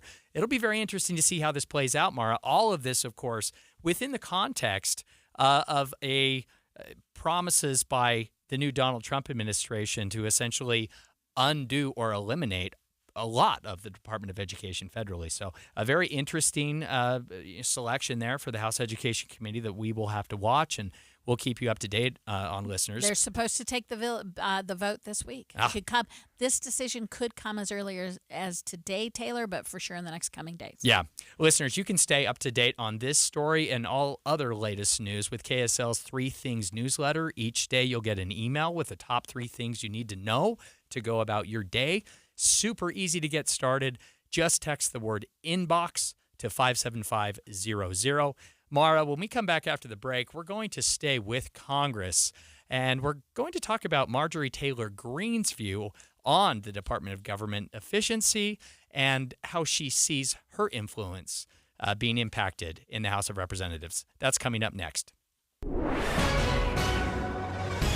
It's 2:30 at KSL News Radio. I'm Dan Bomas. KSL's top local story this hour. 25-year-old man is dead after crashing into a vehicle last night on a motorcycle at Redwood Road in South Jordan. Police say the motorcyclist hit a car that was waiting to make a left turn. Firefighters are reminding people to water their Christmas trees and keep them away from potential ignition sources to prevent a house fire before it happens. If we can prevent a fire, then we've done our job. Obviously, we're working 24/7, 365 days a week. We'll be to your emergency if you need us, but if we can prevent that emergency, that's better for us. Salt Lake City Fire Captain Brent Handcuff says they recommend people keep their Christmas trees at least 3 feet away from candles and space heaters. They also advise people to turn off the lights on the tree when you're not around and to check for frayed wires. Our top national story this hour from ABC News. TikTok continues to fight a potential ban in the United States. And ABC's Mike Dubusky has the latest. TikTok has filed an emergency motion aimed at stopping a potential ban on the social media app that is set to take effect next month. The company says it's appealing an earlier decision that ruled the ban could move forward, now sending the issue to the Supreme Court. TikTok drew attention to the economic impact of a ban, claiming small businesses on the platform stand to lose around $1 billion if the app is taken off American app stores. Mike Dubusky, ABC News. A TikTok ban was attempted under the first Trump administration, though the president-elect has said he now opposes that idea. Your money at this moment, at the close of trading, the Dow was down 240 points today. The NASDAQ down 123. The S&P 500 was down 37. And our KSL weather. We'll see some sunshine tomorrow before the bad air comes back. That's next. KSL News Time 2:32. We hope you have the right app on your phone for news. You probably have dozens. But the KSL News Radio app, well, it makes our live stream super easy. Plus, our talk shows are right there as podcast for your workday. That's the app for KSL News Radio. At Common Spirit Health, we know that lifelong health and well-being starts with primary care. So we have doctors and providers who see you, hear you, know you, and understand you. Because understanding you means understanding your needs. And that leads to a deeper knowledge of the prevention, wellness, and treatment options that may be best for you. It's primary care that treats your whole family like family. It's primary care with human kindness. Discover all the ways you can find and connect with a primary care provider at mountain.commonspirit.org. Home ownership. At Progressive, we know it's part of the American dream. It's winds blowing across a fruited plain, and also your new fire pit, which subsequently sets your gazebo ablaze. It's hard-hitting football, and an even harder-hitting price estimate from your general contractor. That's a star-spangled bummer. It's also around-the-clock protection when you bundle your home and auto with Progressive, which can help keep the American dream of home ownership alive and kicking. Get a quote at Progressive.com. Progressive Casualty Insurance Company, affiliates, and other insurers. Not available in all states. Febreze. So my home is also my office. And before I can focus, every room's gotta be clean. That means tidying up and spraying my Febreze Air Mist. Ooh, that's fresh. Febreze Air Mist scents are all high quality. They fight any weird funk, and they give my air an instant boost of freshness. So not only does my home smell good, I feel good too. After I Febreze, it's time to start my day. Breathe happy, Febreze, la la la la la. Giving the gift of time during the holidays is a hallmark of the season, but the need for kind hearts and an extra pair of hands is here all year long. You Serve Utah is encouraging Utahns across the state to pledge now to serve those in need in the coming year. You and your family will help spread the holiday spirit long after the holidays have passed. When will you pledge? To sign up, visit www.userve.utah.gov. Jeff Kaplan.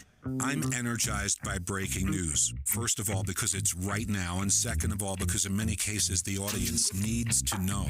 There's no more important service that we can provide, and I find it critically important to get more details to the audience as quickly as possible. There's nothing more energizing than that for me. Not at all. The most important thing we do is breaking news. I am gratified that so many people listen to me every afternoon on KSL, but what they don't know is that there are so many people behind the scenes making it happen, checking on the traffic, answering the phones, making the calls, talking to the newsmakers. They're out in the street, into the field to get the raw information, and then putting it all together so that I can sit in front of a microphone and be a source of information every afternoon. But there are so many people who make it happen. That's what you don't know. Ride Home with Jeff Kaplan, weekdays 3 to 7 on KSL News Radio. Traffic and weather together brought to you by Sinclair. Save on every gallon with the Dino Pay app. Here's Ricky Meese. Crews are working still to clear this accident in Centerville on southbound I-15 out of traffic on the right. Also a crash called out in Weber County, northbound Highway 89 at 34th Street in Ogden.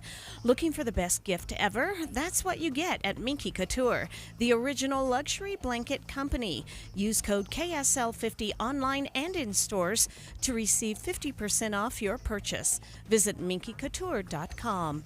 Ricky Meese in the KSL Traffic Center. Partly cloudy with cleaner air today. Tomorrow, sunshine. Wednesday, we'll start to see the air pollution and inversion come back. Highs in the 40s. Right now, we're at 39 degrees. It's partly cloudy. I'm Dan Bomas from the KSL Common Spirit Health Studios. Listen online at kslnewsradio.com for Utah's news, traffic, and weather station. Inside Sources. Inside Sources. A new presidency, new state leaders, and a new legislative session. Utah's top political experts discuss the day's biggest stories. Only on KSL News Radio. Welcome back to Inside Sources here on KSL News Radio. I am Taylor Morgan here with Mara Carabello. Mara, let's talk about our favorite, most dysfunctional branch of the federal government. And Okay. of course, I'm referring to Congress. It is the branch of government that everyone loves to hate. Yeah. Yet, Americans, Utahns, even though in all the polling, the data show clearly that we're frustrated with Congress. Mm-hmm. And we're really just mad that Congress never gets anything done, yet we continue to reelect and send back the same members of Congress because we like them individually as candidates generally, but, you know, they go back and things just stay the same. Yeah. I mean, that also leads to this. I've come to think more and more there are two kinds of people we send back. Republicans and Democrats. No. That's the thing. Like, we send back people who are, I'm going to call them personality candidates now, celebrity candidates. Okay, yeah. They're great at social media. They've inevitably got nicknames like MTG and AOC, right? And they are great at grandstanding and getting attention.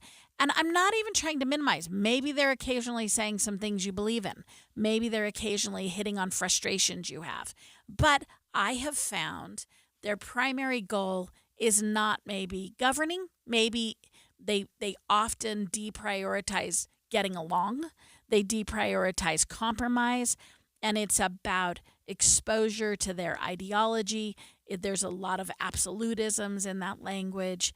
And then the smaller group, which used to, I feel like, be the larger group, were those that are like, I'm going to try and get something done if I can, right? I have my own agenda and I won't compromise too much, but I'm here to get things done. Yeah. Well, so a person who has got an oversized personality, who's really always been, I think, able to get news, able to draw attention, and probably I love just how kind you're attempting to be. I'm talking about Marjorie Taylor Greene. Yes, your favorite, of course, member of the U.S. House of Representatives, Mara. Interestingly enough, there's been a new play. Now, I'm coming from the Republican point of view because some Republican insiders have recently said that the Republican Party is hoping that Marjorie Taylor Greene's new role, working with the Department of Government Efficiency, will turn her into an ally,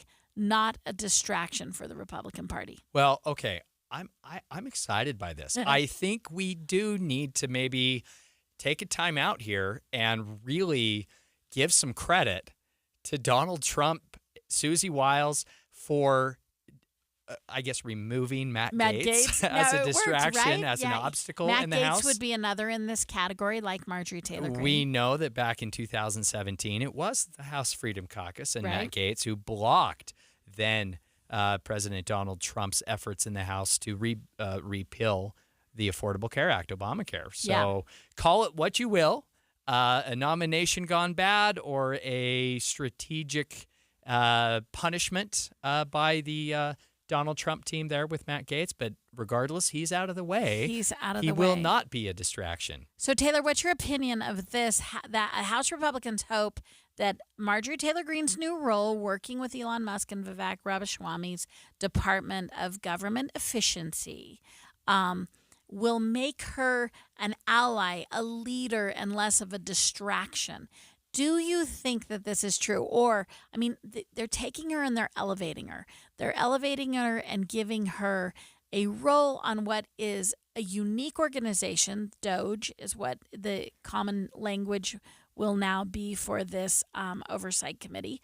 They're giving her a major role. Yeah. Will she then use this as an opportunity to be productive? Well, I think, what is the old adage? Keep your enemies closer. You want the camel inside the tent, to paraphrase the quote, rather than outside of the tent. I think this is, look, we got to try to do something new with Marjorie Taylor Greene here, right? If you're Donald Trump and if you're Speaker Mike Johnson, if you're in the House and you want to be effective, I do believe voters have given Donald Trump and Republicans in Congress a mandate. Right. And voters are going to expect results. And history clearly has a pattern here that if the Republicans don't perform, they will be out in 2 years in the midterms. Sure. And so the House Republicans, House leadership, and of course the Donald Trump team, they need to keep Marjorie Taylor Greene busy, right?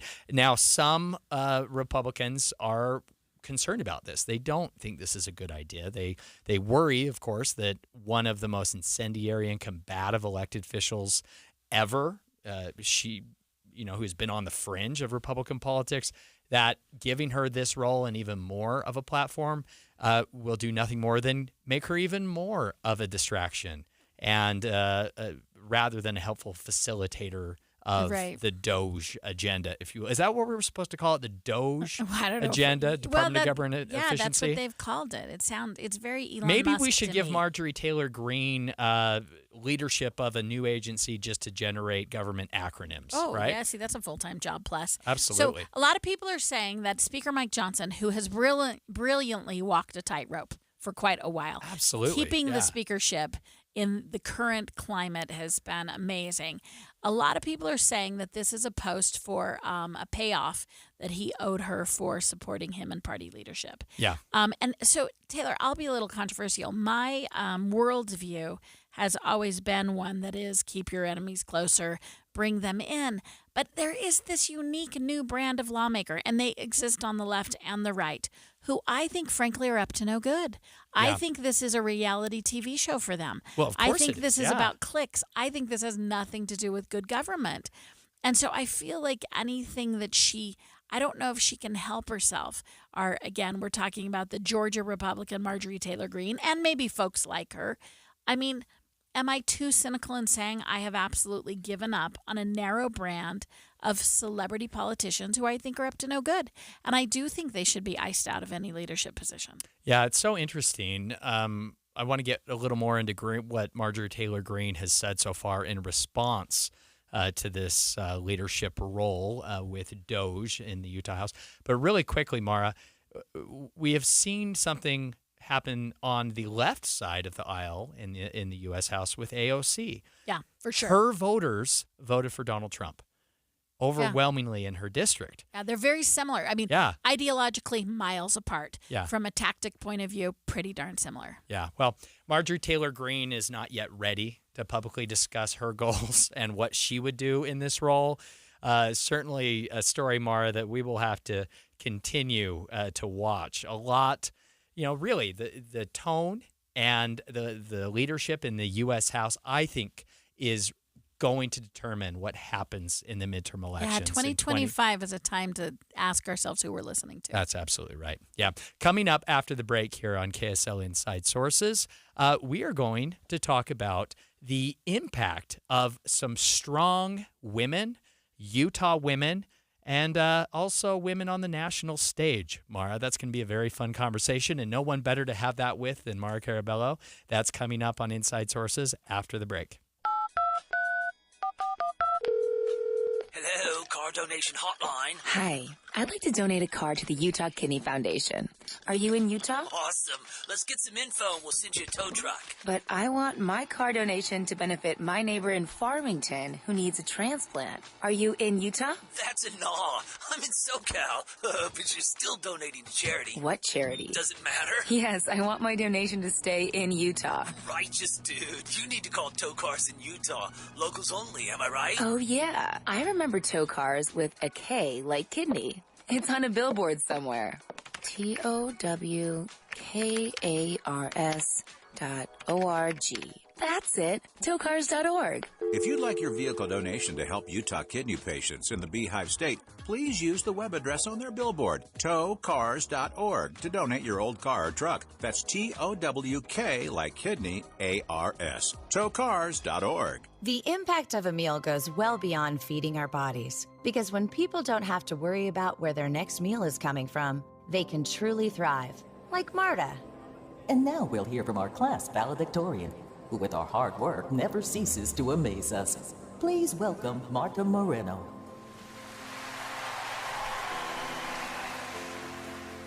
And Alex. Hey, Alex, how did the interview go? I did it! I got the job! I can't believe it! I knew it. Let's meet up later to celebrate. And Diego. Mom! I got first place at the science fair with my volcano project. That's amazing, sweetie. Congratulations. Because when people are fed, futures are nourished, and everyone deserves to live a full life. Join the movement to end hunger at feedingamerica.org/actnow. feedingamerica.org/actnow. A public service announcement brought to you by Feeding America and the Ad Council. With interest rates coming back down, I bet the real estate market will pick back up in 2024. We're already seeing that, Tim. Yeah. But it doesn't really matter how the market is doing when you have the right team. So if you're looking to sell your house, now you want to downsize or you need more space, you need the Stern team. The Stern team has taught us, I can think of a handful of things that I would worry about if I was buying or selling, but there are 100 details that are involved in selling a home, and they have lots of people that are handling every detail so nothing falls through the cracks. And they have so many different options. I mean, I worked with Cammie there at the Stern team, and she was awesome. But if you need an instant cash offer, you can do that. If you need to buy before you sell, you can do that. They have flexible fees. They also have people that they represent that are looking to buy a home, so maybe they can make that perfect connection within the Stern team. So don't put off selling your house or buying a house because you think the market isn't just right. The market is right with the Stern team. Go online to sternteam.com or just Google the Stern team. Getting help with electrical repairs is easier than you think. All you have to do is call Any Hour Services or schedule an appointment at anyhourservices.com. No one helps more homeowners than Any Hour Services. Open the doors to gift-giving magic at This Is the Place Heritage Park. Start checking off your list because they've got just the thing for everyone on your Christmas list. You'll find everything from curated collections to home goods, toys, and specialty international brands only at the gift shop at Heritage Park. The gift shop at Heritage Park is your one-stop shop for giving holidays and all year round. Parking is always free, and their service is priceless. Located at 2601 East Sunnyside Avenue, Salt Lake City, right at the top of the hill on the plaza by the big monument. The gift shop is open 7 days a week. Then, don't forget holiday events all season long, including Candlelight Christmas, starting up December 10th through December 23rd, except Sundays. For information finding the perfect gift, visit thisistheplace.org. Now's the time, and this is your place for gifts, traditions, and holiday fun. This Friday, join KSL News Radio and Hale Center Theater as the movie show broadcasts live at the theater beginning at 11 a.m., 9900 South Monroe Street in Sandy. 2025 season tickets are now on sale and make great Christmas gifts. Gift cards are also available for any amount. The 2025 season includes Little Women, the Broadway musical, DreamWorks, The Prince of Egypt, Finding Neverland, 12 Angry Men, Footloose, the musical Comedy Murders of 1940, Sister Act, and Disney's Frozen. Playing now on the center stage is Disney's Beauty and the Beast. And on the Jewel Box stage, the 40th year of A Christmas Carol. Go to hct.org or call 801-984-9000. With the three things you need to know this hour, I'm Dan Bomas. First, firefighters say a Christmas tree fire can make your holiday a lot less jolly. Second, TikTok still fighting to avoid being shut down or forced to sell the company. Third, Utah's State Office of Education now offering an apprenticeship program to train new teachers. 39 degrees, partly cloudy in Salt Lake City. And back to Inside Sources on KSL News Radio. Inside Sources on KSL News Radio. Taylor, we're going to close the show today. This is Mara Carabella with Taylor Morgan talking about strong women. And, you know, they're different. We're going to talk about our friend Taylor Swift and an icon from the great state of Utah, Martha Hughes Cannon, who is going to have a huge day, a huge week when she gets enshrined in the state capitol on Wednesday. So let's start with Taylor Swift. Okay. So let's start with why none of us are working for her. Apparently, we should be. She gave $197 million in bonuses as she completed her tour. She's a phenomenon. Her net worth is $1.6 billion. But what makes that really amazing is that's based on her music and music-related things. I mean, that's a video and 11 studio albums, 4 re-recorded albums, 5 extended play, 4 live albums. But, like, she's not selling anybody soap or anything. That's just based on her art and her music. Yes, and she could be selling so much more, Mara, just because of the huge following, of course, that she has not only here in the U.S., but, of course, internationally. Her Eras concert tour generated well over $2 billion, $1.4 billion here in the U.S., $1.15 billion from the international run of her concert. Just a huge, huge impact, Mara. I mean, Taylor Swift's concert has really an economy the size of many small nations. Yeah. It is just transformational. I mean, she did 149 shows. Taylor, you were a part of one of those shows. Can I let the listeners in? I'm not asking for permission.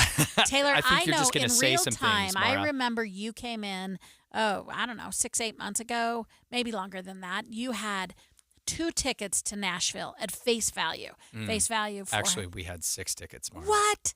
And they were this was last year. They were about $400 a piece. Is what, and to be fair, my strong wife, yes, is the brains behind this operation. She got in on getting some tickets last year to Taylor Swift's Nashville concert, which turned into on average we resold those tickets for about $6,000 each, which paid for a trip to Amsterdam. We saw Taylor Swift in Amsterdam instead of Nashville, and we're able to pay for that entire trip with just, one ticket that we resold to the Nashville show. Now, I say this not because I'm proud of it, and again, my wife deserves all the credit for it, but I think we were part of breaking Ticketmaster. Yeah. Certainly, I think there's some issues there with the way that the resell cost of tickets to Taylor Swift's concerts just went through the roof and really priced out a lot of her fans here in the U.S. So there are some issues there that I want to acknowledge. And, Debbie Dujanovic and her producer, Kaylor Johnson here on KSL News Radio have really given me a hard time, and rightly so, for cashing in, so to speak. But I will say that I'm glad we did that because it let us go to the Amsterdam concert, and it was amazing. I'm going to pivot. I'm going to use this as a hard turn. So we've got women that are crushing it in finance. We have women that are crushing it in all aspects of sort of our economy. Where we're not still doing as well in Utah, but we have a highlight here, is elected. Well, can I stop you right people there? Being elected. I know where you're going. Yes. There's an important statue unveiling in our nation's true. capital this week. But if I can just take a moment to put in a word or two personally here. I work in Utah politics and Utah campaigns, and I have for my entire career. It all started, frankly, with cutting my teeth on my mother's legislative campaign. That's right. She is the one who got me involved in politics, that she got me excited about it, and that's where I started. And then fast forward, Mara, to, about a decade later, you are the one who really helped me grow up and really taught me and mentored me in Utah politics. So as someone who works full-time as a Utah political consultant and a lobbyist, I owe all of it to two very strong, smart women, my mother and you. So thank you for that. And here's the point I want to make. We need more Utah women involved. How do we get there? Amen. Amen. So first, thank you. And if you don't know, Taylor's mom served in the Senate. She was amazing. She also advocated for Voices for Utah Children for years. I mean, she is a powerhouse.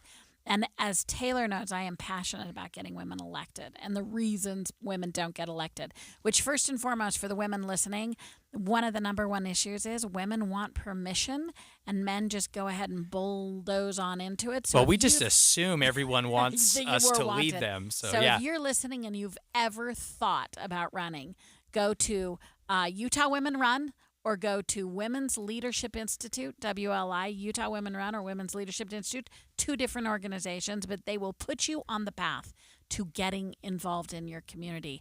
And the woman who led the way on this is Martha Hughes Cannon. Martha Hughes Cannon was the first U.S. Senator, female, elected in the United States of America. Ironically, she ran against her husband. It's the best part of the story, It's Mara. the best part of the story. She ran against her husband. She ran against several men, one of which was her husband. Also sort of ironic in Utah's history is that one of the big reasons that she even ran was Utah's position on polygamy. And there's so many dynamics at that time in Utah's history. We had achieved statehood not long before that. And so she has this very interesting career in which she had to leave Utah a couple of times so she didn't have to dime out her husband, who was still a polygamist. She started attending the University of Utah, then the University of Deseret. She became a physician. At the age of 16 is when she started going to university. She studied chemistry. She went on to earn a medical degree from the University of Michigan, not a shabby school to get a medical degree from. She also earned a degree in pharmaceuticals, Mara, from the University of Pennsylvania, where she was the only woman in the entire program. That's Martha Hughes Cannon, of course. So really a transformational, impactful figure in Utah history. So if you don't know this, there's each state gets two statues. In Statuary Hall. To sit on the Capitol to represent your state. It's Statuary Hall in Statutory Hall. That's exactly. It's not confusing at all. Thank you. And we have taken, your mom's involved, maybe, I want to say almost a decade to make this transition. And the transition is that now the Martha Hughes Cannon statue, which has previously been at the Utah State Capitol, she has made her way step by step to the Utah State Capitol, and she is going to be enshrined there on Wednesday. She'll be unveiled at a reception celebration by the U.S. House Speaker Mike Johnson and Utah's delegation, and all kinds of dignitaries. Strong women from Utah will be there in our nation's capital on Wednesday to unveil the Martha Hughes Cannon statue and then celebrate her. Mara, here on Wednesday on KSL News Radio, of course, we will cover those events in more detail. Now, your mom's going to be there, right? She is going to be there. So you've got 2 or 3 inside sources that we can turn to. Yes, and we'll see if I can persuade my mom to join the show this Wednesday, perhaps, here on KSL So if Sources. if you haven't done your homework on Martha Hughes Cannon, she's totally interesting. Look for the news on that, but we need more women elected. Taylor Morgan, Mara Carabello today on Inside Sources. We've enjoyed being with you on this Monday. Yeah, great show. Stay right here on KSL News Radio for Jeff Kaplan's afternoon news coming up next.